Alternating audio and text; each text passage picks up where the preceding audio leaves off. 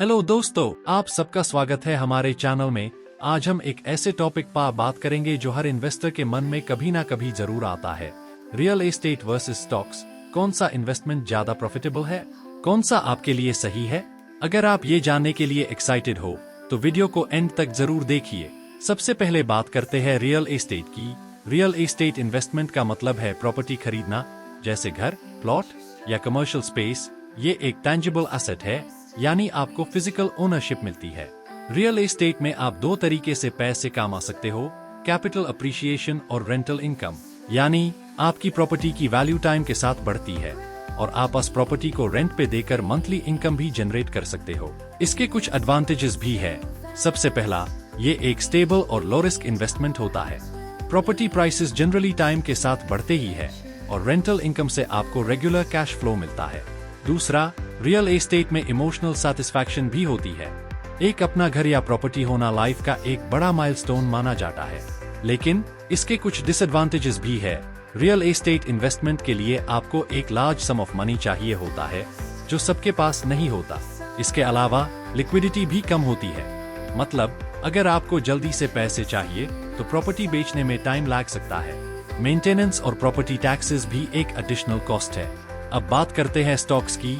Stock market में आप shares खरीदते हो, जो कंपनीज की ओनरशिप का एक हिस्सा होता है। यानी जब आप किसी कंपनी के स्टॉक्स खरीदते हो तो आप उस कंपनी के ओनर बन जाते हो, चाहे छोटा हिस्सा ही क्यों ना हो। स्टॉक्स के थ्रू आप दो तरीके से पैसे कमा सकते हो, कैपिटल अप्रिशिएशन और डिविडेंड्स। जब कंपनी ग्रो करती है तो आपके शेयर्स की वैल्यू बढ़ती है और कुछ कंपनीज अपने प्रॉफिट्स का एक हिस्सा डिविडेंड्स के फॉर्म में डिस्ट्रीब्यूट करती है। स्टॉक्स का सबसे बड़ा एडवांटेज ये है कि ये हाईली लिक्विड एसेट है। आप कभी भी अपने स्टॉक्स बेच सकते हो और पैसे विड्रॉ कर सकते हो। दूसरा, स्टॉक मार्केट में आप छोटे से इन्वेस्टमेंट के साथ भी शुरू कर सकते हो, जो बिगिनर्स के लिए परफेक्ट है। इसमें आपको कंपाउंडिंग का भी बेनिफिट मिलता है, जो लॉन्ग टर्म वेल्थ क्रिएशन के लिए बेस्ट है। लेकिन स्टॉक्स के साथ भी कुछ रिस्क जुड़ होते हैं। ये मार्केट वॉलेटिलिटी के लिए सेंसिटिव होते हैं, यानी मार्केट अप डाउन्स का डायरेक्टली आपके पोर्टफोलियो पर असर पड़ता है।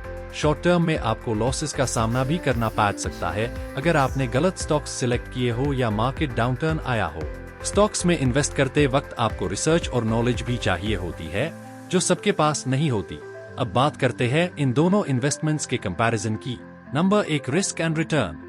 रियल एस्टेट को जनरली लो रिस्क और स्टेबल रिटर्न वाला इन्वेस्टमेंट माना जाता है। ये मार्केट वॉलेटिलिटी से उतना अफेक्टेड नहीं होता, लेकिन रिटर्न्स भी रिलेटिवली लोअर होते हैं। वही स्टॉक्स काफी वॉलेटाइल होते हैं, लेकिन अगर आपने सही स्टॉक्स में इन्वेस्ट किया और लॉन्ग टर्म सोचा तो रिटर्न्स बहुत हाई हो सकते हैं। Number 2, liquidity. स्टॉक्स में लिक्विडिटी हाई होती है, यानी आप कभी भी अपने शेयर्स बेच सकते हो। वही रियल एस्टेट में लिक्विडिटी लो होती है, प्रॉपर्टी बेचने में टाइम लग सकता है और आपको सही बायर भी मिलना चाहिए। Number 3, initial investment. Real estate में इनिशियल इन्वेस्टमेंट काफी हाई होता है, जबकि स्टॉक्स में आप कम पैसा से भी शुरू कर सकते हो।